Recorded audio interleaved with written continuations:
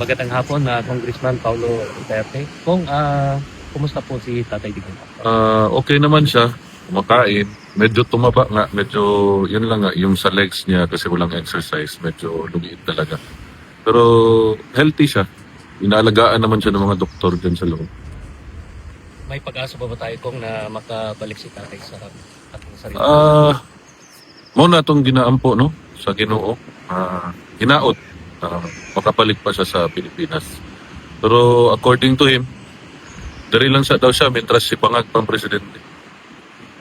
May mensahe ba siya kung sa mga kababayan natin Pilipino at sa mga Amerikano? Ang message niya, wala pa nung nandyan na siya na sundin ang konstitusyon ng Pilipinas. Sa mga kababayan naman natin at military, yun sabi niya na kung sa tingin nyo na nasa delikado na ang Pilipino, protect the Filipino and the Philippines. Salamat po. At may iba po tayo kung sa issue ngayon sa Pilipinas, mayroon pong isa sa mga AFP na si Colonel Munggao nag-withdraw ng suporta sa Commander-in-Chief at tinagal po siya ngayon. Yan, hindi ko yan alam anong proseso na sa AFP niyan. Pero if he is withdrawing his support personally sa presidente ng Pilipinas, it is his right, di ba? Pero when it comes to sa trabaho niya as a military man, hindi ko alam kung anong hakbang ng AFP niya. Pero lahat naman siguro ng tao, gaya nito na. Human rights. Oh. Right din yan ng tao kung ayaw niya na yung presidente niya. Kitsabay ka na at Bangag na presidente. About kay General Popes kung pinasuhan siya ngayon ng subito. No. Sabi ko nga pag sinabi niyong may sinabi kayong masama sa presidente at nasakyan niya ni sino tong bunganga ng presidente, huwag niyo nabanggit pangalan, ayaw ko rin siya makilala. Pag nabanggit ka niyan, tapos darating doon sa tenga ni nila Remulla, diretso ka ng inciting to sedition. Bayad na yan lahat. Huwag na galing yan lahat sa intelligence fund ng Pilipino. Magkanyan ba yan yung tela ng Pangulo kung hindi yan siya malaki allowance niyan? Alaman natin yan. Galing din kami dyan, madam. Kung sa international, kung sa issue ngayon sa Amerika at sa Venezuela, si Maduro ay nasa US na ngayon at ang sabi ng mga kababayan natin Pilipino na sana ang susunod ay Definitely hindi gagawin ng US yan because Bangag is a puppet of the CIA. Alam naman ninyo lahat yan. Linapas na yan ng lahat ng inano lang nila. Kinokontrol lang nila yung Facebook. Kasi yung Facebook is also under the eye of the Central Intelligence Agency of the US. So, kaya isuppress talaga nila yung mga balita na ganyan. Alam natin yan. Alam nyo man yan, mga Pilipino. Hindi mo kayo bubo. Hindi kagaya ng nakaupo dyan, walang pinag-aralan. Kung sa alam namin na matagal na po kayo sa politika mula bata pa at hanggang ngayon at kayo po ay hindi lang pang Davao City. Alam namin na kayo po ay pang buong Pilipinas. At ngayon, pinagkatiwalaan po ang mga Duterte sa mga Pilipino sa leadership. At ang tanong namin kung after sa term po ninyo as congressman, maasahan ba namin na tatakbo ka sa national? Maging ako, bodyguard ni Alvin dito sa Hague. I leave it to the Davaoenos, no? My political career started in Davao City and I give it to the Davaoenos. Kung anong desisyon nila, doon ako. Anong desisyon ng pamilya ko, ng mga anak ko, doon ako. Pero ako personally, mas nindot siguro, mamasol na lang tayo sa aman. Fisherman, occupation, fisherman. Nga musukol og bangag. Halos ngayon kung sa mga na-interview namin sa mga sa survey sa mga Pilipino lang personally, gusto nila Duterte. Okay lang sa iyo, Gov? Si Kitty na lang, pati si Inday. Pwede na, qualified na si Kitty na lang. Labad sa ulo na. Oh, pero sige lang, Ginoo ra may naibalo sa ato ang padulngan aning kinabuhi. Oh, so hulat lang ta, no? Kung asa ta dalhon sa Ginoo. Hello!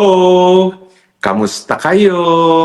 Kami dito nagiginaw at bumuhos na naman po ang yelo. Kaya nga po, nako, halos hindi na ako makablog dahil parang nakakaantok ang ganitong panahon. Well, alam niyo, mabuti na lang wala akong appointment sa labas ngayon at lahat ng aking dapat gawin ay naririto lamang. Tinatanaw ko sa labas, no? Talagang walang tigil ang snow po dito sa lugar natin sa Europa ngayon. Pero syempre, kay snow o hindi, tuloy-tuloy pa rin ang buhay, tuloy pa rin ang ating pagdiskurso sa mga bagay na nakakaapekto sa ating pang-araw-araw na buhay. Ano pong pag-uusapan natin ngayon? Abay, dalawang personalidad po nanindigan ngayong araw nito. Unang-una po, si Colonel, how do you pronounce it? Monggao ang pangalan niya, no? Si Colonel Monggao ay personal na nagsabi na siya ay bumibitiw sa chain of command, no? At siya ay nagpahiwatig na wala ng pagtiwala at pagrespeto na sa kanyang commander-in-chief. Nako, ito po yung kauna-unahang pagkakataon na may isang kasundaluhan na koronel pa na nagsabi na tama na, sobra na.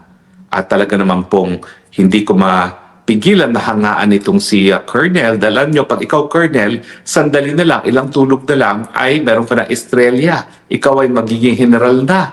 Pero tinapon niya lahat yan sa kanyang paninindigan na tama na, sobra na ang pag-aabuso ng mga tao sa gobyerno at dapat ang kasundaluhan ay manindigan na para sa taong bayan. Well, talagang kinakailangan pong hangaan natin itong Colonel Monggao nito, no? Dahil talaga naman po na ang kasaysayan sa Pilipinas, ang tanging pag-asa natin kung kinakailangan matanggal ang mga leader na wala sa tamang pag-iisip, ang mga leader na talagang walang tigil ang kanilang panglalamon sa kaban ng taong bayan at siyempre pamumuhay ng immoral, kinakailangan talaga natin ng proteksyon galing sa ating kasundaluhan. Ako ngayon nagtataka bakit ba 2 beses na talagang kinikilala natin ng naging papel ng ating kasundaluhan bilang mga tagapagproteksyon sa ating mga mamamayan, ngayon parang hindi natin sila maramdaman at hindi natin sila makita until itong si Colonel Monggao ay nanindigan. No? Ilan pa kaya ang susunod sa hanay na kasundaluhan sa kabayanihan itong si Colonel Monggao? Hindi po mali ang ginawa niya. Ha? Bilang isang colonel, unang-una, pwede siya maging general in a matter of time. Pangalawa, dahil sa ginawa niya, pwedeng mawala tuluyan ang lahat ng dapat niyang makuha bilang pensyon, no? Dahil pwede siya matanggal sa kanyang posisyon. Alam niyo naman po, ang pinakamagandang retirement pay sa buong Pilipinas, 2 lang po yan. Sa hukbong sandatahan, mga pulis at mga judges dahil meron silang special na mga retirement. No? Pero itong si Colonel Monggao, inuna muna niya yung pagkasundalo niya at yung talagang katungkulan para manindigan para sa taong bayan at siya nga ay nagsalita na siya ay bumibitiw na sa chain of command nitong vangag na presidente natin. So ako po ay kung todo hanga at ang tanong ko doon sa ating mga kaibigan, sa ating hukbong sandatahan, mga kapulisan, kayo po, kailan kayo maninindigan? Aantayin nyo ba hanggang wala nang matira sa ating demokrasya? Aantayin mo ba hanggang maging matagumpay na ang mga Marcoses sa kanilang hangarin na manatili sa pwesto forever? Ang sabi po sa akin, informante, talagang unang-una hindi nila papayagan tumakbo si BP Sara sa 2028 dahil alam nilang matatalo sila ni BP Sara. At yan naman po ay talaga pinapatunayan ng sunod-sunod na mga survey na nagpapakita na si Inday Sara talaga ang magwawaging presidente kung walang daya. Kaya nga po ang sinabi itong ating informante ay talagang hindi nila papayagang makatakbo si Inday Sara. At supposedly itong si Boying Rimulya bilang ombudsman, Kaya yan na talaga bilang ombudsman sa kanyang pangako na ipakukulong niya si VP Sara. Tatanggalin niya ang pinakamalaking balakid sa plano ng mga Marcos na Marcos Forever, at yan ay ang pagkatao ni VP Sara. Ngayong si Tatay Digo ay naroon na at nakakulong sa dahig. Kailan pa kayo gagalaw? Kapag nagtagumpay na mga Marcoses na magkaroon ng Marcos Forever, pag nangyari po yun, talagang wala na pong pag-asa ang Pilipinas. Wala na pong kinabukasan na ating mga kabataan. Wala na pong magtitiwala sa ating bayan. At ngayon, nararamdaman na natin ang epekto kapag walang tiwala sa liderato ng bayan. Ang piso po sumadsad na sa pinakamababang balor. Bakit po? Well, ang huling nangyari po yan, yung panahon ni Marcos Sr. na wala na nagtitiwala kay Marcos Sr. at siya nagpapatuloy lang ng kanyang pagiging diktador. Nauulit na naman po ang kasaysayan. Wala na pong tiwala ang merkado sa administrasyon ni Marcos Jr. dahilan kung bakit sumasadsad na sa pinakamababang balor ang piso. At siyempre po, kaya naman po wala ng balor ang piso, wala ng tiwala ang mga humahawak ng pera sa kakayahan ng gobyerno na magpatakbo pa ng ating gobyerno. No? Kumpiyansa po talaga yung nagiging sukat ng balor ng piso. Siyempre po, nandiyan yung mga bagay-bagay, magkano ba in-export natin as against magkano in-import natin, at ngayon talaga mas marami tayong ini-import kesa na i-export, kaya mas malakas na demand para sa dolyares. Pero hindi natin matatanggal yung kumpiyansa sa kakayahan na patakbuhin ng tamang ekonomiya ng isang bansa. Yan din po ay nagiging dahilan kung bakit sumasadsad na ang piso. Baka mamaya mag-aantay pa kayo ng bago na dumating ng magkaroon ng hyperinflation at maging 100 to 150 kada dolyar bago gumalaw ang buong sandatahan.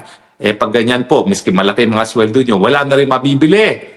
Kasi miski malaki ang sweldo nyo, kung magkakaroon ng hyperinflation at magkakaroon talaga ng drastic na pagwala ng balor ng piso, wala na rin mabibili ang mga sweldo ninyo. Aantayin nyo pa ba yan? Pero meron pa pong isang personalidad na nagsalita at sa tingin ko, ito ay isang major development din po. Abay, bishop sa aking probinsya ng Bataan, bishop po ng Balanga, si Bishop Sescon ay nagsalita na rin na yung mga tao na dapat bumitiw ay dapat bumitiw na. Bakit pa kasi nagpipilit manatili sa pwesto gayong wala na talagang kumpiyansa sa mga taong bayan sa kanilang kakayahang mamuno? At pagdating dito naman, tama po si Bishop. Kasi tatlo-tatlo ng survey ang nagpapakita na wala ng tiwala ang taong bayan. Siguro po itong Marcos Jr. record holder. Siya lang ang leader sa buong daigdig ngayon na tatlong survey, negative ang approval rating. Sos Mario Josep, ang nais natin makita, negative siya sa hair follicle test. Ang nakikita natin, negative 3 approval rating sa SWS, negative 15 approval rating sa Pulse Asia, at negative 27 sa Publicus Asia. Ano po ibig sabihin niyan? Ibig sabihin, wala na talagang kaamor-amor ang mamamayan kay Marcos Jr. At kapag ikaw ay ganitong kababa ang approval rating at nasa negative territory ka na, wala ka na talagang moral ascendancy na mamuno. So tama si Bishop, yung mga makakapal dyan, at number 1 na dyan, ang Bacab Jr. na nananatili sa pwesto, pansinin nyo naman po ang husga ng taong bayan sa inyo, hindi na kayo pinagkakatiwalaan, hindi na kayo binibigyan ng kahit anong approval. Kaya ang kinakailangan, magbitiw na. Dahil kung hindi po, wala na naman talaga susunod sa mga gusto nyo mangyari. Kapag ikaw ay nasa negative approval rating ka na, wala nang naniniwala sa iyo. Sinusuka ka na. Yan ang ibig sabihin ng negative approval rating. Suka, sinusuka ka na. At napakakapal mo talaga dahil napipilit ka pang manatili. Alam mo, nang kinuha mo naman si VP Sara bilang iyong Vice President, alam mo na ang tanging katungkulan ng isang Vice President ay para magpatuloy na magpatakbo ng gobyerno kung talagang wala ka ng kakayahan. Ikaw naman talaga, ikaw ay addict. So hindi ko maintindihan bakit sa tingin mo, kaya mo pa rin magpatakbo. Talagang yung addiction na yan po ay pagkakasakit. Yan po ay isang mental condition. Yan po ay talagang hadlang para ikaw ay magkaroon ng mabuting pamumuno. Kaya nga, tama na, sobra na, ibigay na dun sa pinili mo mismo na alam mong magpapatuloy kung hindi mo na kaya. At yan nga, si VP Sara. Kaya ka nagkaroon ng Vice President. Kaya nga lang, mukhang lumalabas sa talagang ginamit lang ang Vice President para manalo siya. Dahil alam niya na mauulit muli ang 2016 na matatalo siya kung hindi niya makukuha ang suporta ng Mindanao at ng Visayas na binigay naman sa kanya ni VP Sara. Alam niyo hanggang ngayon talagang napakalaking pagsisisi ko na ako'y nag-unity team at Marcos Duterte, no? Pero syempre yan yung mga pagkakamali na dapat tanggapin na natin. And let's move on. Kaya nga tanggapin na natin yan at husgahan na natin na tanggalin ang walang mga kakayahan mamuno at magising na tayo dahil ang ating pinaglalaban po ngayon, yung ating mga pang-araw-araw na buhay. Huwag niyo pong isipin na habang na walang kinalaman sa kahirapan ninyo ngayon na nararamdaman doon sa kulang ng mga budget ninyo, pambili man lang ng pang-araw-araw na pangangailangan, huwag niyo isipin na walang kinalaman ang Marcos Jr. dyan. Kaya ganyan po ang buhay niyo dahil kay Marcos Jr. Dahil nga wala nang kumpiyansa sa kanya ang mga namumuhunan, wala nang kumpiyansa sa kanya yung mga bansa na namumuhunan, wala nang kumpiyansa sa kanya yung mga bansa na pinanggagalingan ng turista, kaya ayan, walang aktibidades sa ating ekonomiya. At siyempre, ang mga yumayaman lamang, ang mga hinayupaks ng mga congressman, mga senator, at siyempre kasama na siya, dahil alam naman natin na siya ang pinakamalaking insertion sa mga budget mula nung siya ay umupo bilang isang presidente na dinideliver pa sa kanya in cash. Abang nakapagtataka doon sa testimonya ni Zaldico, yung 25% ng 100 billion, abay delivered advance. Hindi pa nga nagagawa ang project, nagkaroon na ng delivery. So can you imagine, hindi na tayo dapat magtaka kung bakit napakadaming hindi lang substandard na mga proyekto na infrastruktura, kundi kung bakit napakadami na mga ghost projects. Kasi nga, mahilig ang mga manandarambong ng pera galing sa infrastruktura ng advance payment. Eh kapag ikaw nag-advance payment ay sa isang kontratista na honest to goodness, kaya siya nakakakuha ng initial advance para meron siyang pambili ng mga materyales. Pero kung yung pambili ng materyales ay napupunta at binibigay sa presidente at iba pang mga korap ng mga politiko, eh siyempre sa kakukuha ng mga materyales para masimulan man lang yung proyekto. Ang resulta, ghost projects. Kaya huwag kayong magtaka na mas marami, kung gano'ng kadami yung mga patay na nagpapadialysis na papatunay na korap ang PhilHealth, eh ganyan din pong nangyari sa DPWH. Napakadaming mga multong mga proyekto na hindi naman po talaga nagkakaroon ng katuparan. Well, mga kaibigan, ang mensahe ngayon, itong dalawang personalidad na ito, isang koronel at isang bishop, no?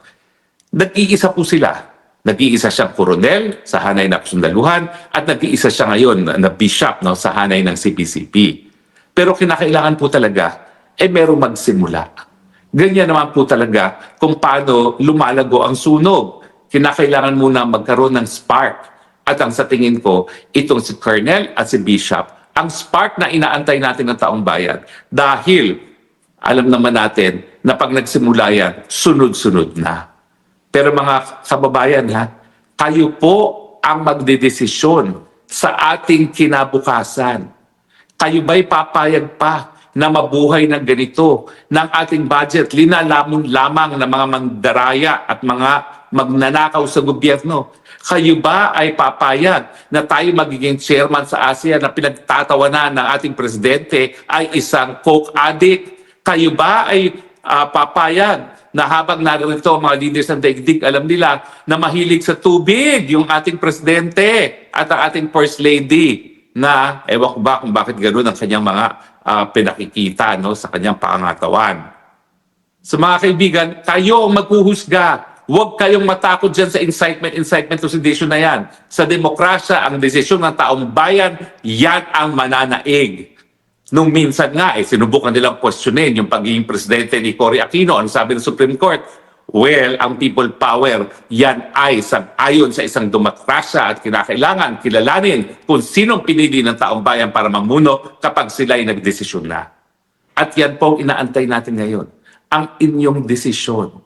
Wala na po tayong magagawa kung ang taong bayan ay tatanggapin ang lahat ng kawalang yaang nangyayari sa gobyerno. Pero ako, bilang isang magulang, kaya naman po ginagawa ko lahat ng ginagawa ko, naninindigan at sinisiwalat ang katotohanan, lahat ng baho ng gobyernong ito, dahil naniniwala po ako na dahil minamahal ko ang aking mga anak, kinakailangan magkaroon sila ng mas mabuting kinabukasan, at kung ganitong pamamalakad ng ganung gobyerno, walang mabuting kinabukasan ng ating mga kabataan. Tayo po, ako po, 1 year short of being a senior citizen, 59 na po. Good na tayo. Pwede na tayo pumunta kay Jesus Cristo at sabihin, maraming salamat sa buhay na binigay mo sa akin dyan sa mundong ibabaw. Pero wag naman po tayong isipin lang natin ang ating mga sarili. Yung susunod na henerasyong mga Pilipino, ano pang haharapin nila kung hindi natin wawakasan ang pamumuno ng bangag at korap, wala pong kinabukasan ang ating mga mahal sa buhay, yung mga nakakabata sa atin. So maraming salamat kay Colonel, maraming salamat kay Bishop dahil sila ay nagsimula na. Kayong ibang nasa hubong sa datahan, kailan kayo magdidesisyon na inyong papel ay bilang protektor ng taong bayan at kailan nyo gagampanan yung ganyang katungkulan bilang protektor ng taong bayan at kayo namang mga nasa simbahan. Tinitingilabong namin kayo dahil kayo po ang mga tagapagbigay ng mabuting balita sa pamamagitan ng ating Hesus Kristo. Pero sinabi rin po ni Kristo, unang-una, dapat po na ang mga mahirap, pinapakain, ang mga walang tahanan, bigyan ng tahanan, at mga walang damit, bigyan ng damit. Yan po hindi na nangyayari sa gobyerno dahil nga po sa lantarang korupsyon. Kailan pa kayo magsasalita? Huwag niyo pong kalimutan ang pagiging adik, ang pagiging kurakot, ang pagiging malaswa sa pang-araw-araw na buhay. Yan po ay issue ng moralidad na talagang larangan ng simbahan. Kaya po nandyan ang ating mga religious leaders, kaparian, mga pastor, ang mga imam, dahil kayo po ay pinangangalagaan ng moralidad. Pero pag immoral na ang presidente, dapat kayong manguna sa inyong mga tupa para manindigan laban sa kasamaan, laban po sa mga kampo ng Satanas, dahil ang tingin ko po, lahat ng nagbibisyo, lahat ng nangungurakot, lahat po ng mga namubuhay ng malaswa, yan po ay mga kampo ng Satanas. At kinakailangan po mas marami pang mga kaparian at mga kapastoral at mga imam ang talagang mamuno sa kanilang mga tupa papunta po sa tamang paraan, at kasama na po dyan ang pagbabago ng ating gobyerno. Salamat po sa inyong patuloy na pagtangkilik. Alam ko po na paminsan-minsan mukha na kaming sirang plaka nung aking kaibigan na si Maharlika na palagi na kayong hinihimok, naggampanan ng inyong katungkulan bilang mamamayan dahil kayo ay tunay na soberenya sa isang demokrasya. Pero hanggang hindi pa po tayo nagigising sa dapat nating gawin, hindi pa kami titigil. Dahil ang alternatibo po ay tanggapin natin ang pamumuno ng isang kampo ng Satanas, till kingdom come, dahilan para mawalan ng mabuting kinabukasan ang ating mga kabataan. Pagpasensyahan niyo na po kami. Hayaan niyo na kami maging mukhang sirang plaka. Dahil sa kasaysayan naman po, kinakailangan talaga himukin, ulit-ulitin kung anong responsibilidad ng mga tunay na nagmamahal sa bayan. At dyan po natin ginagawa ang kasaysayan. Salamat po sa inyong patuloy na pagtangkilik. Bagamat ako'y parang sirang plaka na kinakailangan na ng pagbabago, kinakailangan magdesisyon na. Pero at the same time, naniniwala naman ako dahil hindi nyo kami iniiwan dito sa kausang ito, na lahat po tayo, darating ang panahon, maninindigan, gaya ni Colonel Bunglao at gaya po ni Bishop. Salamat po muli. Magandang araw po sa inyo. Ito po yung Spokessambayan nagsasabi, I love you, Philippines. You're the only country that I have. You're the only country that I will have. Goodbye.